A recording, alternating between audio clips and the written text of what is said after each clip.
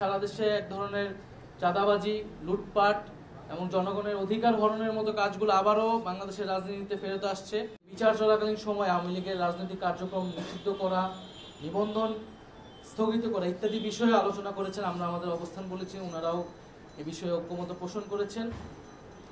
তো আমাদের এই বিষয়গুলো মাত্র আজকে আলোচনা শুরু হয়েছে এবং এটা অব্যাহত থাকবে এবং যদি প্রয়োজন হয় মাঠেও আমরা একসাথে জনগণকে ঐক্যবদ্ধ করব।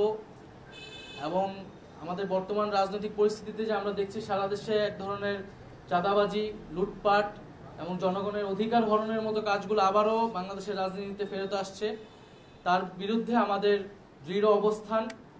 আমরা জনগণকে সেই আস্থার জায়গা দিতে চাই যে বাংলাদেশের মানুষ একটি নতুন বাংলাদেশের জন্য, নতুন রাজনৈতিক সংস্কৃতির জন্যই কিন্তু আসলে জুলাই গণঅভ্যুত্থানে রাজপথে নেমে এসেছিল।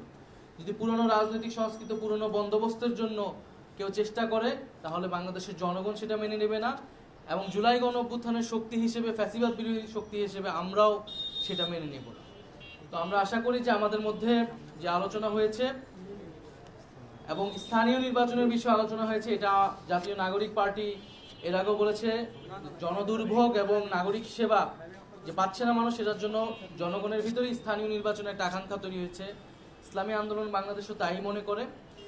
তো সেই বিষয়ে নির্বাচন, এই প্রশাসন, স্থানীয় সরকার নির্বাচনের মাধ্যমে সেই বিষয়টা আসলে সুরাহা করতে পারে বলে আমাদের কাছে মনে হয়েছে। এছাড়া নির্বাচন কমিশনের বিষয়ে আলোচনা হয়েছে যে নির্বাচন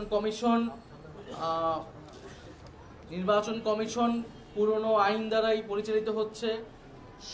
সংস্কারের যে বিষয়টা, সেটাকে পাশ কাটিয়ে কেবল নির্বাচনের প্রস্তুতির কথা বলতেছে। এই বিষয়গুলো জনমনে এক ধরনের সংশয় তৈরি করছে।